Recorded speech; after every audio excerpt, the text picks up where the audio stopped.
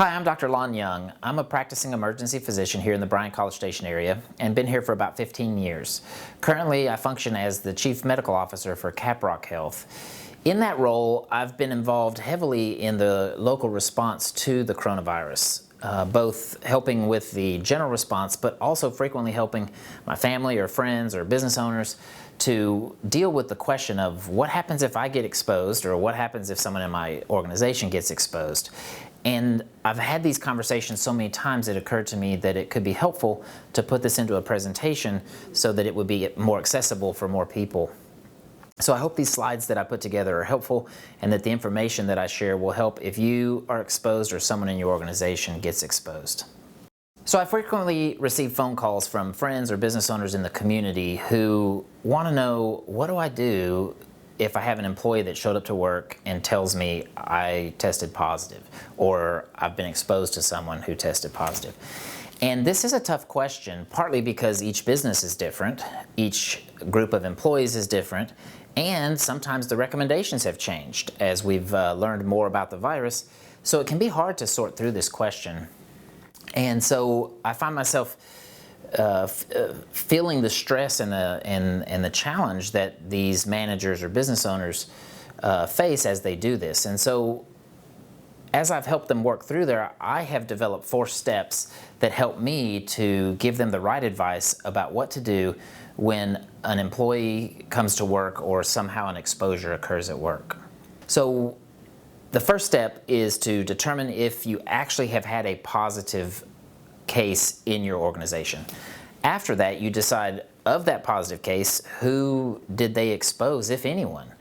The third step would be to get the employees that were exposed properly screened. And then finally, you can put together a back-to-work plan for the individual who brought the disease to work and also any others that were exposed. So, step number 1. Ask the question, do I even have COVID in my workplace? So the first thing I always want to know when I have these conversations is, how do we know that you've had COVID in your workplace? So there's a bit of a definition there. If a person was just near someone that had COVID, or sometimes near someone who thinks they had COVID, we don't consider that to be an index case in an organization. In order to consider a person an index case, they would need to have been diagnosed either by a physician's determination and or with a test of some type. So before you begin any other investigation, first determine whether you actually have a positive case, either by test or by physician diagnosis.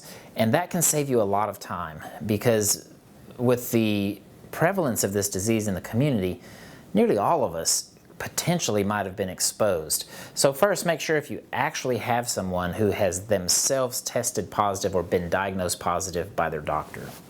Step number 2, probably the most important step, is to determine who is just a casual contact from the infected employee versus who's been exposed by the infected employee. And there's an actual definition to this, but before we get to that, I think it's helpful to just imagine this using the pictures that I have placed on this slide, because each scenario, each workplace is unique, and trying to come up with a single definition is a little difficult if you don't understand the concept. So to begin with, in the graphic, the patient on the right is the one that is infected and is producing potentially infectious virus, and the one on the left is not infected. And there are 2 ways that we know the virus can be spread. One is by contact, and you can see the infected person is outreaching their hand. Certainly if he's got virus on his hand, he could spread that either by touching something or shaking someone's hand. Fortunately, that's not the most common way that this is spread, and we're not finding a lot of spread by contact. So let's focus on the more likely way of spreading this, which is the airborne route. Airborne particles spread the virus by when someone coughs or sneezes or even just talks. Little spit droplets leave our mouths and then float in the air for a period of time.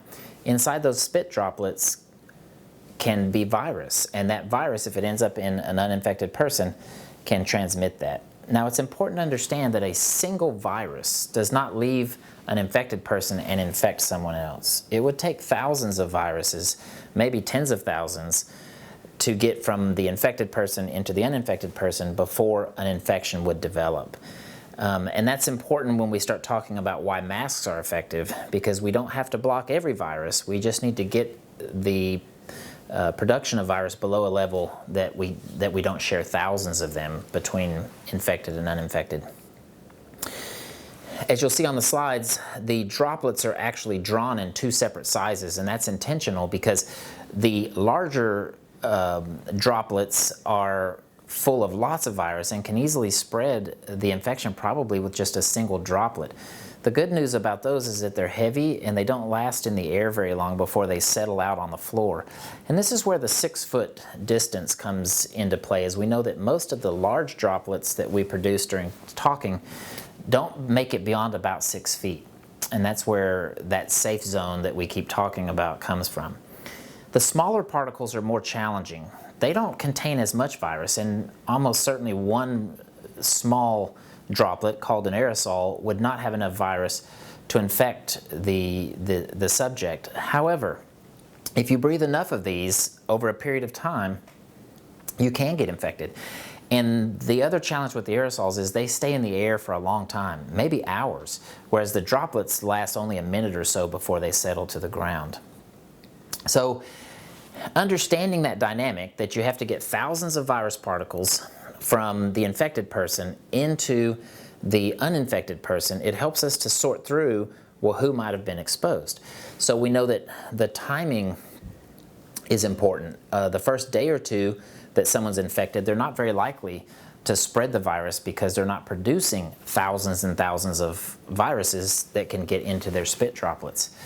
We also know that symptoms can be predictive. So if your employee comes to work and says they've had symptoms, they're certainly more contagious than if they are not symptomatic. That's partly because symptomatic people are coughing and sputtering and blowing their nose and creating more particles, but also because symptomatic people tend to be producing larger amounts of virus, so that it is more likely that they're going to spread that large volume necessary. Certain activities are more risky. For example, singing. When you really dig deep and push out a lot of air, if you're singing or yelling or cheering, those types of activities certainly produce more particles. And then finally, the most important thing of all is whether the subject is wearing a mask or not. If the person infected is wearing a mask, it reduces the amount of both droplets and aerosols that come out to a very large degree, such that it's unlikely that they're going to be able to produce the thousands of viruses necessary. Now, when we think about the extrinsic factors that can be at play here, we think about the distance between the two. We've already talked about that need for at least 6 feet to reduce the droplets. But we also have to think about the duration of the exposure because of the aerosols. So even if one person is not highly contagious, not producing a lot of virus, and mainly only producing a few aerosols, if two people are close together long enough, they can still spread the disease. We certainly prefer people to be outdoors than close indoors because the air movement and the volume of air outdoors is larger. And then lastly, we want to think about the people that might have been exposed, and do they have any particular health problems that would make them more prone to get infected, such as immune compromise or diabetes, heart disease, and those things. Also, while it's not as effective, if the uninfected person is wearing a mask, they're less likely to get infected, just in the same way that the infected person reduces their likelihood of spreading it. This is a useful slide to help us understand the risk of transmission. Forgive me if these numbers change over time, and these are just general numbers, but they're impressive when you look at them in comparison. So if you start at the top, you've got two individuals. The individual on the left is producing virus and is infected. The one on the right is not infected. If both of them are in an indoor space for 15 or 20 minutes together, with no masks on, the risk of transmission approaches 90%, which is impressive for any infectious disease. It's been very impressive to me how readily this can spread from one individual to another in comparison to all the other infectious diseases that we deal with. As you move down the chart there, you can see that there's not much reduction in risk if the uninfected person is the only one wearing a mask, because the masks don't fit tightly enough and don't filter everything effectively enough so that it completely gets rid of the transmission of those droplets. But the next step is the most critical. When you take the scenario where the infected person is the one wearing the mask, that's where you get a huge reduction in the risk of spreading it.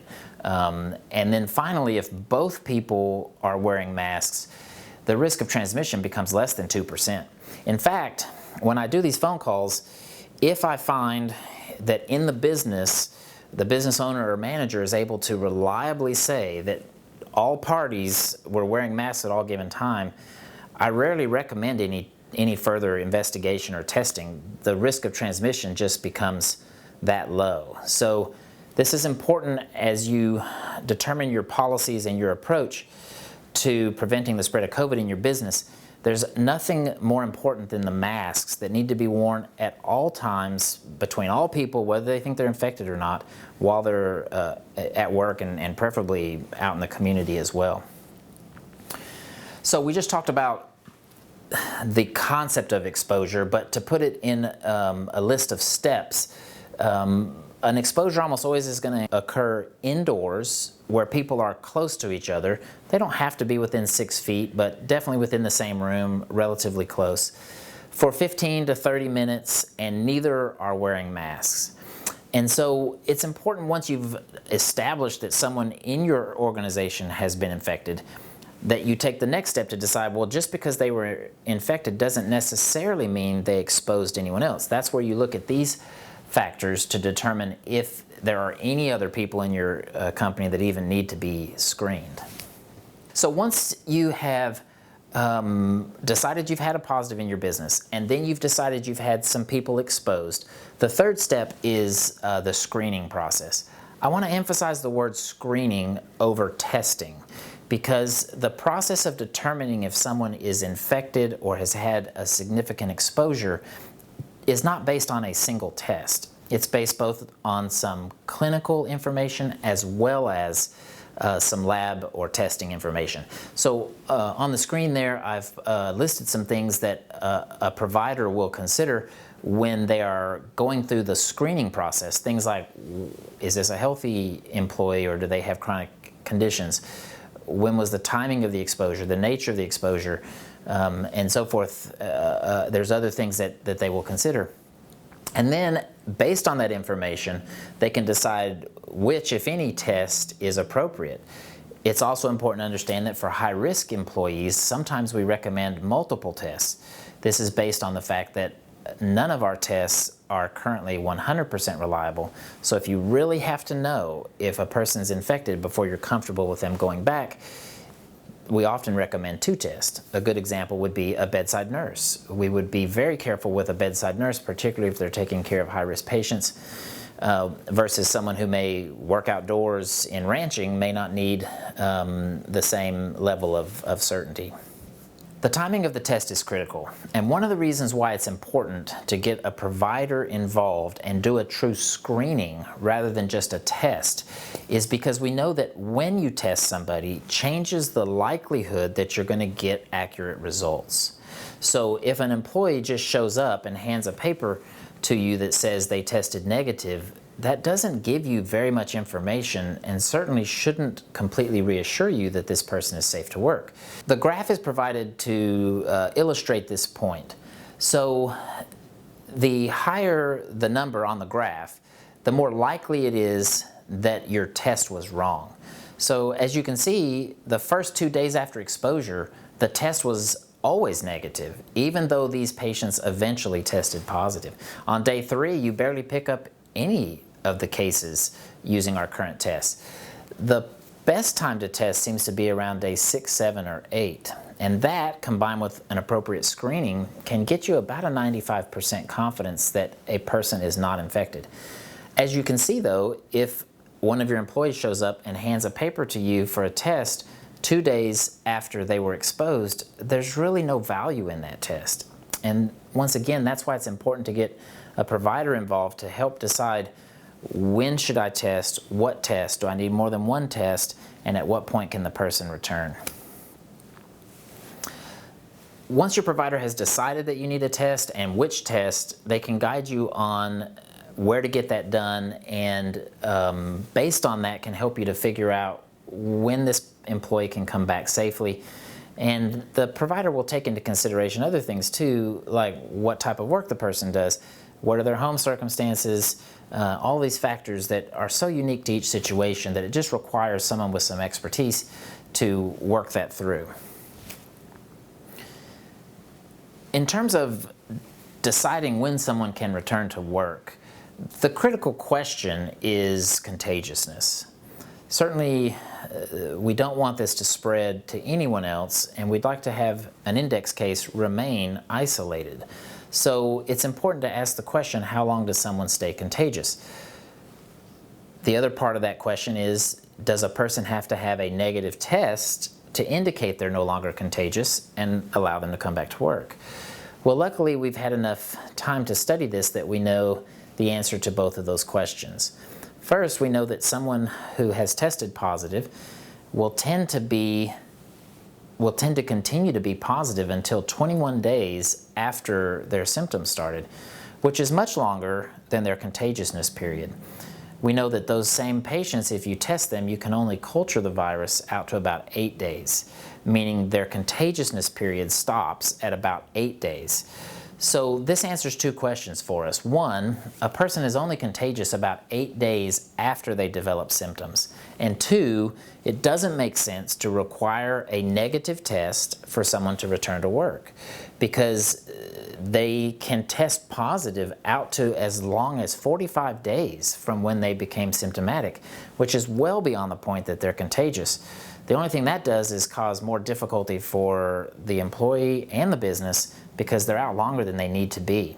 So currently, our understanding is that a person can return to work when they've been at least 10 days since they developed symptoms, if they are significantly improved, or 14 days after an exposure where they never developed symptoms. Finally, the big question that we need to answer is, when can this employee safely return to work? And this is another place where visiting with a provider is critical, because the provider can consider things like, how is this infection spread, and use that information to overlay on this person's particular situation. What kind of work do they do? Who else is at work? Who's at home? And so forth. What does it do to the business if this person isn't at work? Are they considered essential to the community, to the business, to the COVID response, and so forth? So after gathering all this information and usually doing a test, a skilled provider can give you recommendations about how to safely get that person and any exposures back to work. In summary, these are the 4 steps that I use when I help local business owners and managers work through the process of getting their employees safely back to work after a COVID exposure. We at CapRock certainly hope this information has been helpful. Additionally, if any of your employees need COVID exposure screening, please have them access our telehealth through our website.